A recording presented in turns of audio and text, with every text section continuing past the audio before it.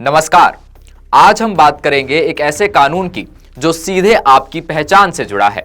सोचिए, अगर एक कागज का टुकड़ा तय करने लगे कि आप देश के नागरिक हैं या नहीं।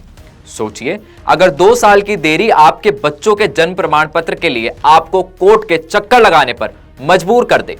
संसद के मॉनसून सत्र में शोर शराबे के बीच एक नया बिल पारित हुआ है, जन्म और मृत्यु पंजीकरण संशोधन विधेयक 2026। कागजों पर यह बदलाव महज कुछ लाइनों का है, लेकिन धरातल पर इसका असर भारत के 140 करोड़ लोगों पर सीधे पड़ने वाला है।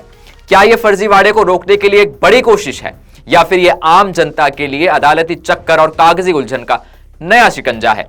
आज इस खास रिपोर्ट में हम हर पहलू को बिना किसी लाग लपेट के आसान भाषा में समझाएंगे। लेकिन उससे पहले अगर आप चैनल पर पहली बार आए हैं तो अभी ही हमारे चैनल को सब्सक्राइब कर लीजिए। आइए पहले थोड़ा सा गणित और इतिहास को समझते हैं। साल 1969 में भारत में जन्म और मृत्यु पंजीकरण अधिनियम बना था। मकसद साफ था, देश में कितने बच्चे पैदा हो रहे हैं और कितनी मृत्यु हो रही है, इसका सटीक हिसाब रखा जाए। इसके बाद साल 2023 में इसमें एक बड़ा संशोधन हुआ। 2023 के कानून ने जन्म प्रमाण पत्र को सबसे पावरफुल दस्तावेज बना दिया। स्कूल में एडमिशन हो, वोटर आईडी बनानी हो, पासपोर्ट चाहिए हो या फिर सरकारी नौकरी, हर जगह जन्म प्रमाण पत्र अनिवार्य कर दिया गया। लेकिन अब सरकार इस कानून का नया रूप लेकर के संसद के पटल पर आई और इस बार का नियम पहले से कहीं ज्यादा सख्त है। नए 2026 संशोधन बिल के अनुसार यदि किसी बच्चे के जन्म या किसी व्यक्ति की मृत्यु की जानकारी समय पर नहीं दी गई तो क्या होगा? पहला नियम सुनिए। अगर जन्म या मृत्यु की सूचना देने में 1 साल से 2 साल तक की देरी होती है तो आपको जिला मजिस्ट्रेट, एसडीएम या अधिकृत कार्यकारी मजिस्ट्रेट की मंजूरी लेनी होगी। दूसरा और सबसे सख्त नियम, अगर देरी 2 साल से ज्यादा हो गई तो अब आपको किसी अफसर के दफ्तर नहीं जाना है, अब आपको सीधे पहली श्रेणी के न्यायिक मजिस्ट्रेट जाना पड़ेगा। कोर्ट का आदेश मिलने के बाद ही आपका जन्म या मृत्यु प्रमाण पत्र दर्ज हो पाएगा।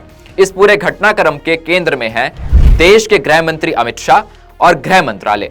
अमित शाह अपनी कड़क छवि और रणनीतिक फैसलों के लिए जाने जाते हैं। धारा 370 को हटाना हो, सीएए लागू करना हो या नए आपराधिक कानून लाना हो, उनकी राजनीति का एक स्पष्ट पैटर्न रहा है।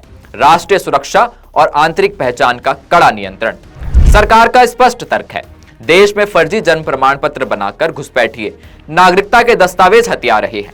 इस फर्जीवाड़े पर फुल स्टॉप लगाना बेहद जरूरी है। दूसरी तरफ विपक्ष के नेता, कानूनी विशेषज्ञ और नागरिक संगठन खड़े हैं, जिनका कहना है कि यह फैसला जल्दबाजी में लिया गया है। अब आप सोच रहे होंगे कि एक आम नागरिक के लिए इसका क्या फायदा होगा? फायदा यह है कि देश के संसाधनों पर पहला हक आपका है। जब घुसपैठियों के फर्जी कार्ड बनाना बंद होंगे तो सरकारी योजनाओं का लाभ, मुफ्त राशन, स्वास्थ्य सुविधाएं और नौकरियां सिर्फ और सिर्फ भारत के असली नागरिकों तक पहुंच पाएगी। हर भारतीय नागरिक का डेटा पूरी तरह सुरक्षित होगा। आपका एक सिंगल डिजिटल बर्थ सर्टिफिकेट आपकी पहचान का सबसे मजबूत कवच बनेगा। आपको बार बार अपनी नागरिकता साबित करने के लिए दर्जनों कागज लेकर घूमने की जरूरत नहीं पड़ेगी। यह कानून आम नागरिक को परेशान करने के लिए नहीं, बल्कि उसकी पहचान को जाली पहचानों से अलग करने और सुरक्षित बनाने के लिए लाया गया है। यह नया कानून भारत को एक डिजिटल सुरक्षा कवच दे रहा है। अब देश का जन्म और मृत्यु का डेटाबेस सीधे नेशनल लेवल पर लिंक होगा। जैसे ही किसी व्यक्ति की मृत्यु होगी, सिस्टम में उसका नाम, वोटर लिस्ट और आधार रियल टाइम पर अपडेट हो जाएगा। इससे क्या होगा? अब मृत लोगों के नाम पर फर्जी वोट डालना बंद हो जाएगा। मृत लोगों के नाम पर सरकारी पेंशन और राशन हड़पने का घोटाला हमेशा के लिए खत्म हो जाएगा। यह एक पारदर्शी, सुरक्षित और आधुनिक भारत की नींव है। जाहिर है, जब देश के हित में कोई बड़ा फैसला लिया जाता है तो कुछ राजनीतिक दल और तथाकथित बुद्धिजीवी इसका विरोध करने मैदान में उतर आते हैं। विरोधी कह रहे हैं कि इससे लोगों को परेशानी होगी, लेकिन सवाल यह है कि जो सच्चा नागरिक है, जो भारत की मिट्टी में जन्मा है, उसे कानून और अदालत से डरने की क्या जरूरत है? डर तो उन्हें होना चाहिए जो जाली दस्तावेजों के आधार पर भारत की नागरिकता चुराने का धंधा चला रहे थे। तुष्टीकरण की राजनीति करने वाले भले ही शोर मचाएं, लेकिन देश की जनता जानती है कि राष्ट्रीय सुरक्षा के लिए कड़े कदम उठाना समय की मांग है।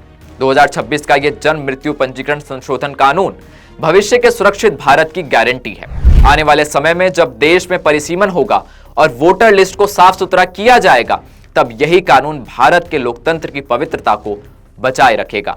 कोई भी विदेशी ताकत हमारे चुनाव को प्रभावित नहीं कर पाएगी। भारत का नागरिक ही भारत के भविष्य का फैसला करेगा, न कि सरहद पार से आए घुसपैठिए। एक मजबूत देश वही होता है जिसकी सीमाएं भी सुरक्षित हों और जिसकी आंतरिक पहचान का ढांचा भी अभेद्य हो।